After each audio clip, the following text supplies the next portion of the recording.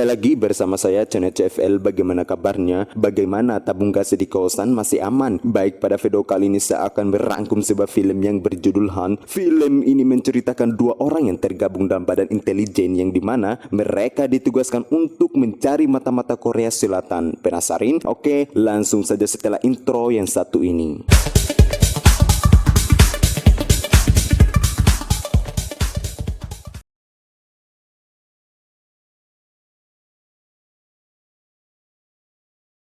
Berlatar di negara Amerika Serikat, pada tahun 1983 kita akan melihat seluruh masyarakat bersama mahasiswa bersatu melakukan demonstran oleh karena rakyat Korea Selatan yang bermukim di Amerika Serikat menolak konferensi Presiden Amerika dan Korea Selatan ketika mengadakan tentang pertemuan imigran Korea. Para demonstran menuntut Presiden Korea Selatan atas perebutan kekuasaan, menghasut pemberontakan dan membunuh warga sipil. Dengan perhal ini masyarakat Korea Selatan marah karena hal itu sangat merusak demokrasi. Dalam orasi mereka mengatakan revolusi tanpa demokrasi adalah kekerasan yang paling mengesankan. Sign seen in the protesters said, revolution with direction to expand his authority and undermine liberal democracy. Dan mari saya perkenalkan dengan kedua tokoh utama kita. Dia bernama Park Hyung Ho, kita sebut saja Park, dan dia bernama Kim Jung Do, kita sebut saja Kim Jung. Di mana kedua tokoh utama kita merupakan petinggi Badan Intelijen Korea Selatan atau biasa disebut CIA, di mana mereka berdua dihantui kegelisahan oleh karena sampai saat ini seluruh masyarakat Korea Selatan masih saja melakukan demonstran atas kebijakan presiden yang melukai sistem demokrasi.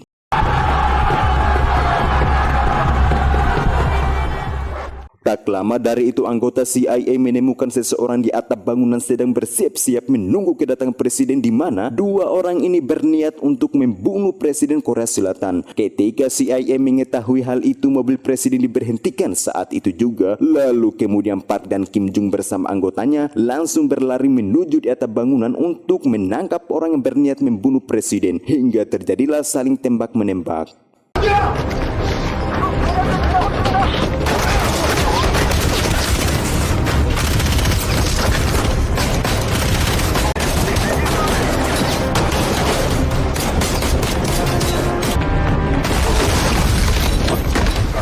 Ya, akibat ledakan bom tadi Park harus disandra oleh orang tersebut, di mana Park menginginkan seluruh anggota CIA untuk tidak membunuh orang ini. Namun Kim Jung yang tidak bisa menahan emosinya, dia harus membunuh orang ini dengan menembaknya hingga mati saat itu juga.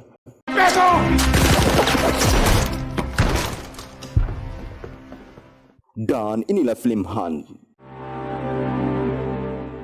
Kita masih saja diperlihatkan dengan aksi masyarakat yang tak kunjung berhenti melakukan unjuk rasa dengan suara yang sama, yaitu hentikan kekerasan dan tegakkan kembali demokrasi. Di tengah-tengah mahasiswa sedang bentrok dengan anggota kepolisian, kita akan melihat ada sosok wanita cantik, di mana wanita ini dimintai sekumpulan mahasiswa yang terkurung untuk membuka gerbangnya. Karena wanita ini tidak rela melihat teman-temannya diperlakukan seperti itu, terpaksa dia harus membuka gerbang itu, yang justru wanita ini harus ikut terseret dalam aksi tersebut.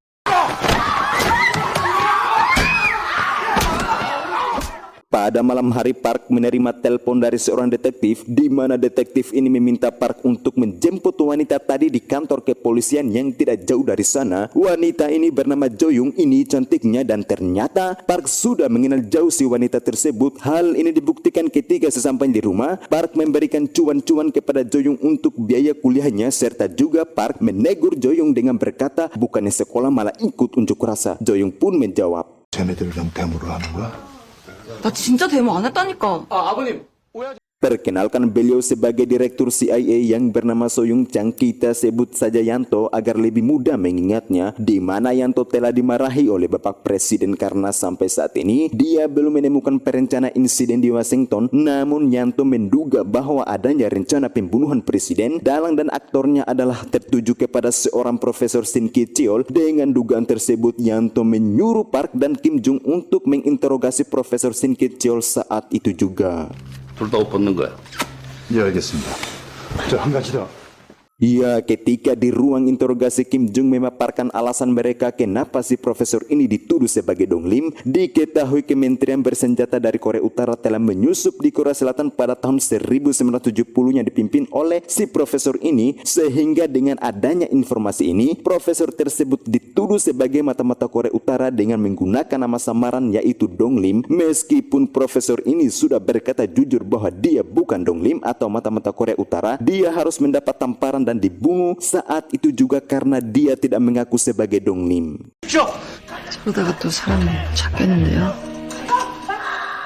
Kembali kita akan diperlihatkan dengan Park, terlihat dia sedang menelpon seseorang, entah siapa orang itu, namun yang pasti Park melaporkan kepada orang itu bahwa Korea Utara dan Jepang akan mengadakan perundingan tak resmi tentang ganti rugi atas penjajahan, dan ada pejabat tinggi dari Korea Utara membelot alias memihak kepada negara Jepang. Dengan perhal tersebut, orang ini menyuruh Park untuk menangkapnya sebelum intelijen dari Jepang mengetahui peristiwa tersebut.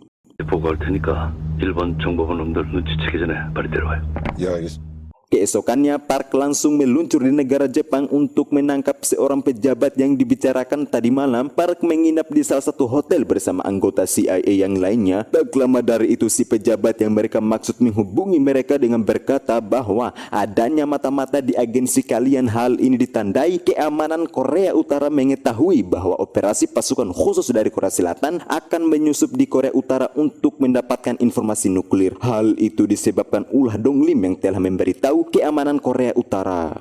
그쪽 정보부에 북조선 잡자가 있어서 우리 안전이 확실치 않소. 되면은 Ya, apa yang dikatakan si pejabat tadi memang benar alias tidak mengada-ngada. Hal tersebut dibuktikan ketika pasukan khusus dari Korea Selatan sudah tiba di Korea Utara. Mereka pun disambut dengan tembakan yang membuat seluruh pasukan khusus dari Korea Selatan mati terbunuh saat itu juga.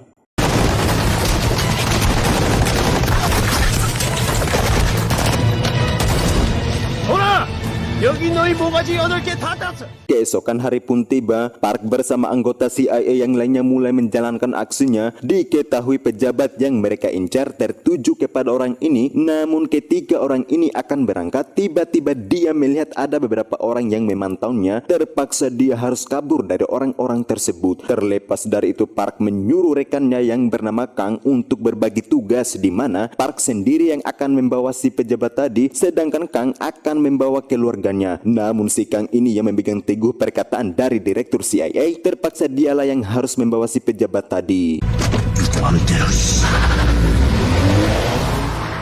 Mau tidak mau, Park terpaksa harus mengalah dari Kang dalam situasi darurat seperti ini. Ketika Park sudah berhasil membawa keluarga si pejabat, namun si Kang yang keras kepala tidak mau membukakan pintu mobilnya sebelum si pejabat ini memberitahu identitas donglim saat itu juga. Karena si pejabat ini masih takut yang namanya kematian, dia pun berkata bahwa kami mengetahui misi rahasia CIA Korea Selatan itu lewat perantara si donglim yaitu Lee Yong-soo. Tak lama dari itu, si pejabat ini harus ketahuan dari orang-orang yang memantaunya tadi, hingga terjadilah saling tembak-menembak sampai akhirnya si pejabat tadi harus mati terbunuh saat itu juga. 나라부터 김인사는 모두 알고 있었어.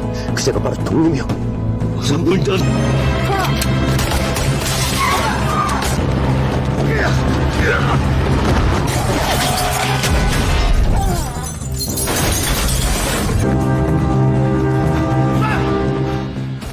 Ya, Park yang berhasil membawa keluarga si pejabat, dia harus berhenti dan mengeluarkan keluarga si pejabat tatkala Kang terjebak di TKP kejadian tadi, hingga akhirnya Park kembali di TKP untuk menyelamatkan Kang di sana.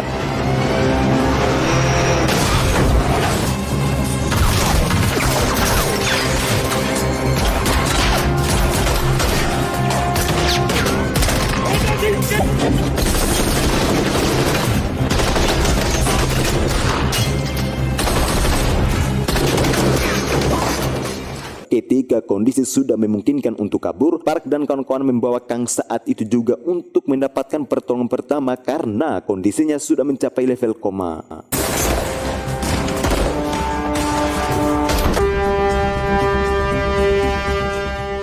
Ya, sesampainya di kantor, Park memarahi direktur CIA oleh karena si direktur ini telah memberikan arahan yang bertentangan yang dimana si direktur ini menyuruh Park untuk menyelamatkan si pejabat tadi, sehingga menurut Park terbunuhnya si pejabat tadi dan yang membuat Kang harus terluka parah itu disebabkan arahan dari si direktur yang bertentangan. Disusul lagi Park telah mengetahui bahwa ternyata si direktur telah menerima suap dari perusahaan yang mengakibatkan operasi khusus menjadi kacau, sehingga dengan hal ini Park meminta si direktur untuk mencopotkan diri dari jabatannya sebagai direktur. 퇴임하세요.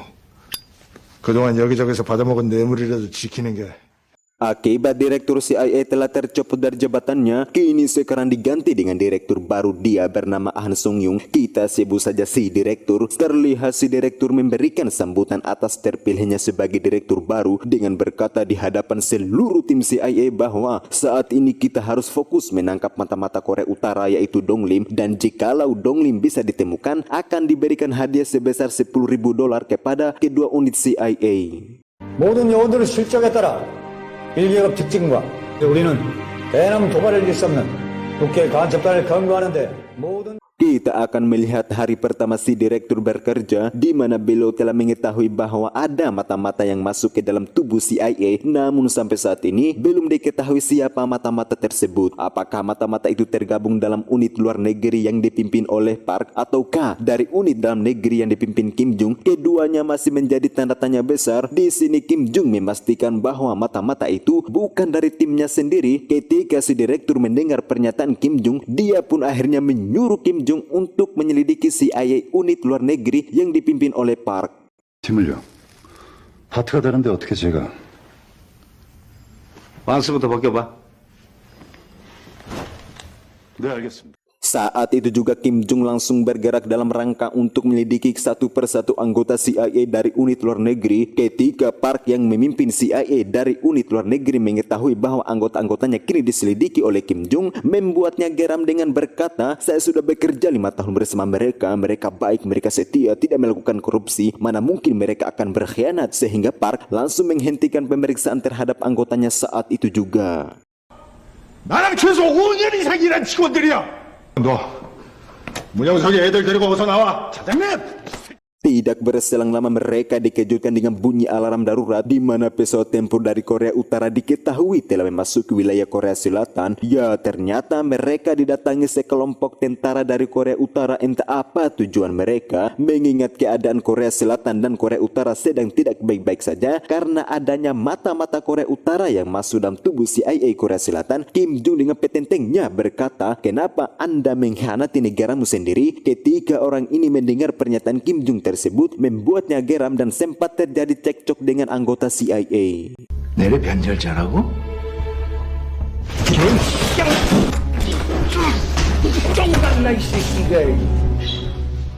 Ya, perkenalkan beliau Han Jung Min, dia merupakan tentara dari Korea Utara. Ternyata Han Jung Min memiliki niat baik di mana tujuan dia datang kemari untuk memberikan sebuah petunjuk kepada CIA Korea Selatan atas apa yang mereka selidiki saat ini. Han Jung Min memberikan mereka selembaran kertas yang berisikan sebuah pesan terenkripsi di mana untuk mengetahui siapa mata-mata tersebut, mereka harus menggunakan kode siaran agar petunjuknya bisa terbuka. 난수 방송이나 입수한 암호분들을 그걸로 잘 잡아 드리란 말이에요. Di tengah-tengah Kim Jong bersama tentara Korea Utara sedang bercakap, tiba-tiba direktur CIA menyuruh Park untuk menyelidiki CIA dalam negeri yang dipimpin oleh Kim Jong. Nampaknya si direktur ini tidak mau merugikan satu pihak saja, maka kita bisa simpulkan bahwa si direktur ini memiliki jiwa kepemimpinan yang adil. Hal ini dibuktikan dia menyuruh Park juga untuk menyelidiki anggota CIA yang dipimpin Kim Jong. Saat itu juga Park menyuruh rekan kerjanya bernama Jo Kyung ini parasnya untuk menyelidiki mereka. 부장님이 김 차장 바스 벗기란다. 알겠습니다. Ya, saat itu juga anggota CIA langsung mencari tahu kode siaran pesan enkripsi yang diberikan Han Jung Min tadi. Dengan usaha yang kuat, akhirnya pesan enkripsi bisa terbuka. Sampailah akhirnya mereka mendapatkan satu nama dari pesan enkripsi tersebut, yaitu Chun Bo San.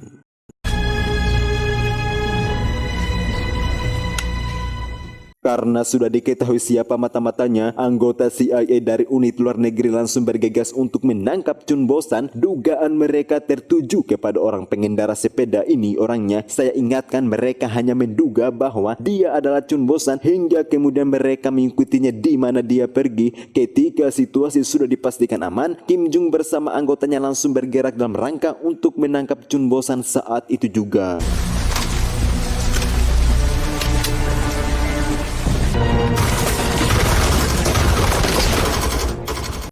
Ya, sepertinya pria ini bukan orang biasa. Hal ini dibuktikan ketika Kim Jong bersama anggotanya mengobrak-abrik kediamannya. Orang tersebut mampu menghindar dari mereka dengan meledakkan kediamannya saat itu juga.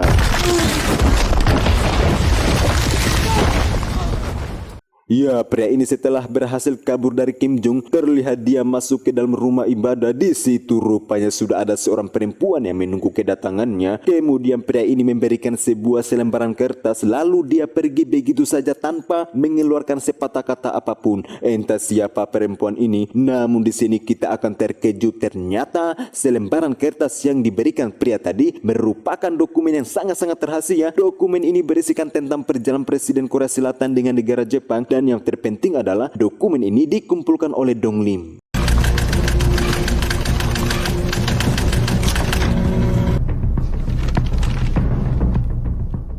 Kembali kita akan diperlihatkan dengan Park bersama Jo Kyung. Setelah Jo Kyung melakukan beberapa penyelidikan terhadap CIA dari unit dalam negeri, dia memberikan informasi kepada Park bahwa ada sebuah organisasi Jupiter yang dalam 2 tahun ini naik 600% secara drastis. Diketahui Kim Jong sangat berperan aktif dalam organisasi tersebut. Dengan informasi ini, Park akan datang mengobrak-abrik kantor organisasi Jupiter saat itu juga. 4단급 이상 부대마다 김정도 차장이 상당히 연루된 것 같습니다.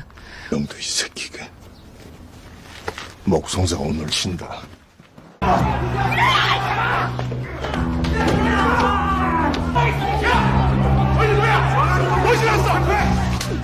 Ya, perkenalkan beliau bernama Cheo, kita sebut saja Samsul. Alasan Park menangkap Samsul karena beliau merupakan ketua organisasi Jupiter. Ketika ditanya, apakah kamu kenal Kim Jong? Samsul masih saja berbohong dengan berkata, saya tidak kenal beliau. Meskipun sudah berkata seperti itu, Park tetap membawa Samsul untuk diinterogasi. 김정도 차장 잘 알죠? Ya, saat itu juga Park langsung menyuruh anggotanya untuk menginterogasi si Samsul dengan menggunakan metode kekerasan fisik sampai benar-benar Samsul menyebut nama Kim Jong. 영도 이름 나올 때까지. Kembali kita akan diperlihatkan dengan Kim Jong bersama anggotanya. Terlihat mereka sedang mengikuti Park saat dia berjumpa dengan Jo Young. Setelah kepergian Park, dengan percaya dirinya Kim Jong langsung menangkap Jo Young saat itu juga. Alasan Kim Jong menginterogasi Jo Young adalah Jo Young sendiri merupakan seorang pelajar dari Korea Utara dan juga Jo Young diduga bekerja sama dengan Dong Lim untuk meneruskan informasi Dong Lim ke Korea Utara. Di sini Jo Young tidak mengakui apa yang dituduhkan kepada dirinya sehingga dia harus mendapatkan kekerasan fisik dari mereka. 있지도 않는 죄 뒤집어 씌우는 거 이거 모두 불법. 네가 빨갱이니까 숨긴 거잖아요. 어?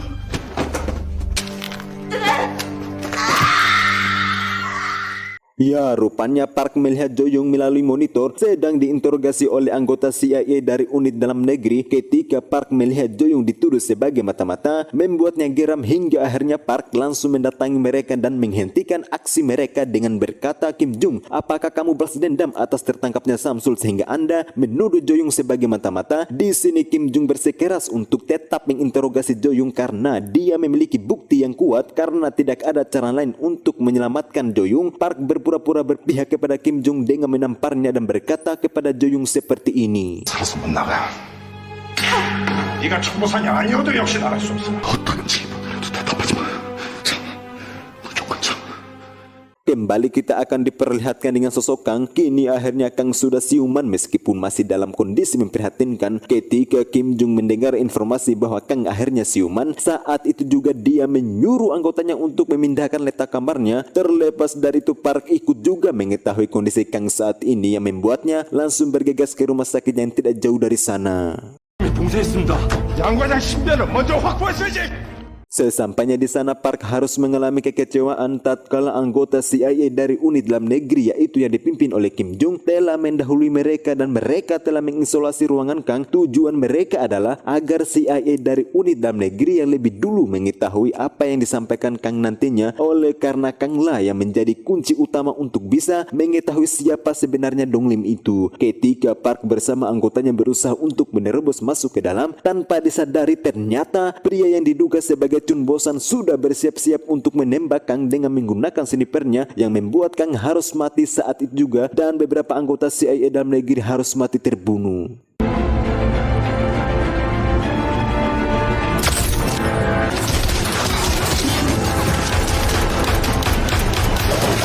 Jo Kyung kembali mendatangi Park untuk memberikan informasi dari hasil penyelidikannya dan kita akan terkejut tatkala Jo Kyung memaparkan hasil dari informasi yang dia dapat. Ternyata dari informasi tersebut tertuju kepada Park, sehingga dengan informasi ini Jo Kyung menduga bahwa Donglim adalah Park. Sepertinya dugaan Jo Kyung benar. Hal ini dibuktikan dari wajah Park terlihat gelisah dan takut karena Park takut diketahui dia pun harus mencekik Jo Kyung yang membuatnya harus mati saat itu juga.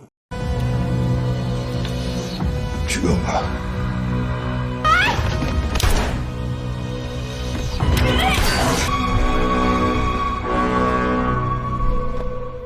Ya, ternyata Jang dari tadi diam-diam mengintai kediaman Park dan dia mengetahui apa yang terjadi yang dilakukan Park barusan terhadap Jo Kyung. Dengan hal ini dia pun melaporkan kepada Kim Jong dengan berkata Park adalah mata-mata yang kita cari selama ini yaitu Donglim. Hingga akhirnya Kim Jong bersama anggotanya mengikuti Park di mana dia pergi saat itu juga.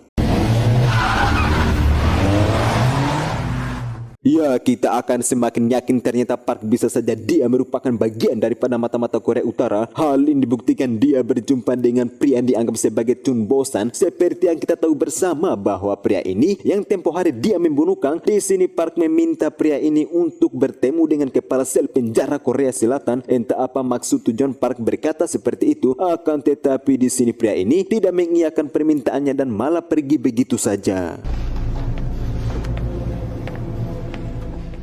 Ya, ketika Park keluar dari gereja, Jang yang dari tadi diam-diam mengintainya dia pun mengikuti Park saat itu juga. Ketika Jang sudah mulai kehilangan arah, tiba-tiba Park muncul dari belakang dengan berkata, "Kenapa Anda membuntutiku?" Tak berselang lama datanglah Kim Jong hingga perkelahian tidak terelakkan lagi. Ya, Park ditemukan sudah tergeletak dalam kondisi terluka. Namun kita akan terkejut ternyata yang menangkap Park saat ini bukanlah anggota CIA dari dalam negeri. Hal ini dibuktikan Jang ikut tertangkap juga. Entah mereka siapa, namun yang menjadi alasan mereka menangkap menyiksa Park karena mereka menemukan dalam dokumen tertulis perintah untuk membunuh Presiden Korea Selatan. Diketahui tulisan itu merupakan tulisan tangan Park, maka sangat pantas jikalau sekelompok orang ini harus marah atas terancamnya presiden mereka. Dengan kemarahan mereka, Park harus mencium bau kulitnya yang dilayangkan oleh orang ini. Ya, kita akan dikagetkan dengan kehadiran seorang wanita yang kita lihat di sini sebelumnya. Di sini juga akan terungkap ternyata sekelompok orang ini merupakan Menteri Angkatan Bersenjata Rakyat Belola Chun Bosan yang asli. Chun Bosan memiliki visi misi yang bertentangan dengan rencana awal yang sudah disepakati bersama, yaitu Chun Bosan akan menggunakan metode kekerasan dengan membunuh Presiden Korea Selatan, sehingga si sniper ini harus mendapat tugas baru yaitu dengan membunuh Presiden Korea Selatan saat diadakan reunifikasi nanti. Di sini Park sangat-sangat tidak setuju dengan rencana tersebut yang justru dia harus mendapat pukulan dari Chun Bosan. Tak lama dari itu tiba-tiba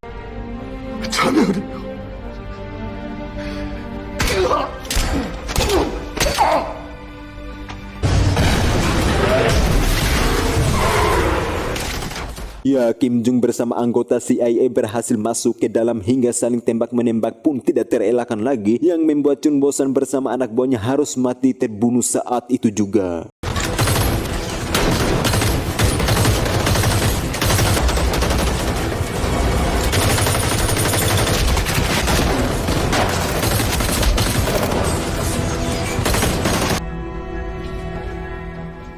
Setelah semua sudah berakhir, tanpa sengaja Kim Jong melihat dokumen milik Chun Bo-san tadi, di mana dari dokumen tersebut berbunyi bahwa revolusi damai dengan membunuh Presiden Korea Selatan, lalu kemudian membunuh Dong Lim. Namun di sini Kim Jong mampu menciptakan hipotesa saat dia melihat tanda tangan yang tertera dari dokumen tersebut sama dengan tanda tangan Park. Dengan adanya kesamaan tanda tangan itu, Kim Jong memprediksi bahwa Dong Lim adalah Park. Akan tetapi di sini Kim Jong pura-pura tidak mengetahui hal tersebut, maka kita bisa simpulkan sandiwara yang diciptakan Kim Jong pasti ada udang di balik batu. 박 차장님 풀어드려. Seperti yang saya katakan di awal, Kim Jong menyelamatkan Park pasti dia memiliki tujuan lain, di mana Kim Jong kini menyuruh organisasi Jupiter untuk bekerja sama dengan Korea Utara, sebagaimana yang terdapat dari dokumen milik Chun Bo-san bahwa Korea Utara akan membunuh Presiden Korea Selatan saat dia menghadiri reunifikasi nanti. Di sini dari pihak organisasi Jupiter menolak instruksi dari Kim Jong karena menurut mereka jikalau kita melakukan hal itu sama saja kita bersekutu dengan komunis dan itu revolusi yang tidak masuk akal, kata mereka. Akan tetapi Kim Jong tetap bersikeras dengan berkata ini bukan soal revolusi, tapi untuk menghentikan kekerasan terhadap rakyat kita. 국민을 짓밟고 유린하는 폭력을 멈추는 것입니다. Kembali kita akan diperlihatkan dengan Park bersama Jo Young. Di sini Park menyuruh Jo Young untuk pergi menjauh dari Korea Selatan, lebih tepatnya di salah satu daerah yang bernama Namhae yang jauh dari sana. Tujuan Park adalah agar Jo Young aman di sana, mengingat Korea Selatan sedang tidak baik-baik saja. 바로 저처럼 경남남해로 가는 버스를 타. Keesokan hari pun tiba, saatnya Kim Jong bersama Park dan seluruh jajaran pemerintah Korea Selatan akan pergi menuju ke Bangkok dalam rangka untuk menghadiri reunifikasi di sana. Akan tetapi di balik acara reunifikasi akan terjadi sesuatu yang dapat membahayakan keselamatan Presiden Korea Selatan sebagaimana yang direncanakan oleh Kim Jong bersama organisasi Jupiter. Hal ini dibuktikan pada malam hari, TNI dari Korea Utara sudah menyusun rencana untuk kemudian membunuh Presiden Korea Selatan demi kepentingan partai dan negara mereka. 위한 당과 목을 위하여 진해! Mari kita saksikan bersama reunifikasi yang dilakukan dari kedua negara ini. Perkenalkan, beliau bernama Kim Son-sik. Kim Son-sik dengan petentengnya berkata kepada Park bahwa Korea Selatan akan dihancurkan. Partai dan negara kami sedang mengawasi kalian. Park mendengar pernyataan Kim Son-sik membuatnya geram karena Park sudah tidak bisa menahan emosinya. Kim Son-sik harus mati terbunuh saat itu juga, dan ternyata Kim Son-sik merupakan mata-mata Korea Utara yaitu Dong Lim. Mati kau bangsat.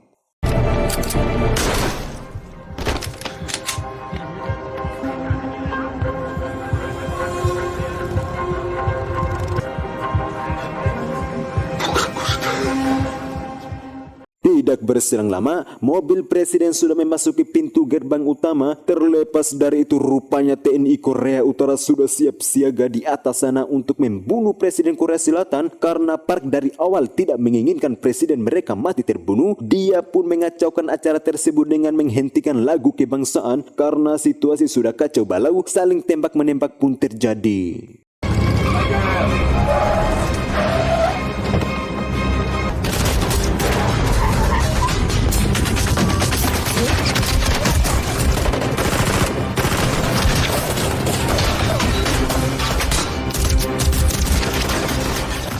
Ketika si sniper ini akan menembak kepala presiden, tembakannya harus terpantul oleh karena mobil presiden yang dilengkapi dengan anti peluru yang tidak sama dengan mobil rakyat jelata pada umumnya.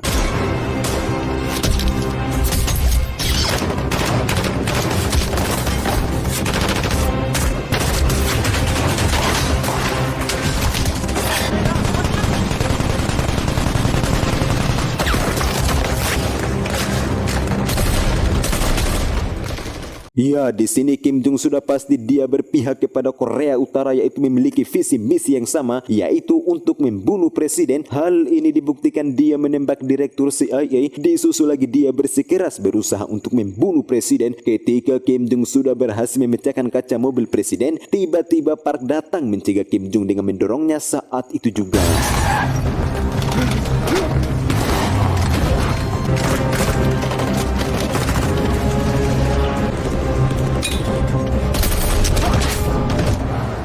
Ya, lagi dan lagi Kim Jong masih saja berusaha untuk membunuh presiden. Di tengah-tengah situasi sedang kacau balau, kita akan melihat Kim Song Sik rupanya dia masih bernyawa. Terlihat dari tangannya, Kim Song Sik sedang memegang alat peledak bom secara bersamaan ketika Kim Jong akan menembak kepala presiden tiba-tiba.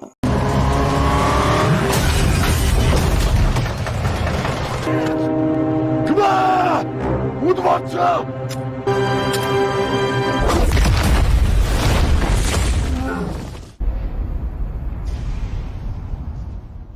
Ya, dari ledakan besar tersebut untungnya presiden masih bisa terselamatkan. Saat itu juga bapak presiden langsung dibawa ke rumah sakit untuk mendapatkan pertolongan pertama. Terlepas dari itu, rupanya Park masih hidup sedangkan Kim Jong tidak lama lagi dia harus menghembuskan nyawanya untuk terakhir kalinya.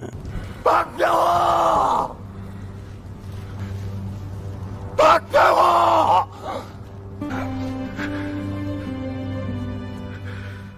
Setelah beberapa hari kejadian peristiwa tersebut, Park kini akan pergi mendatangi Joyung di Namhea. Sesampai di sana, kita yang menonton akan terkejut tatkala Park sampai di sana. Joyung yang seharusnya bahagia tertawa gembira dan justru Joyung menyambutnya dengan sebuah pistol, disusul lagi dengan kedatangan anggota Menteri Angkatan bersenjata langsung menembaknya saat itu juga.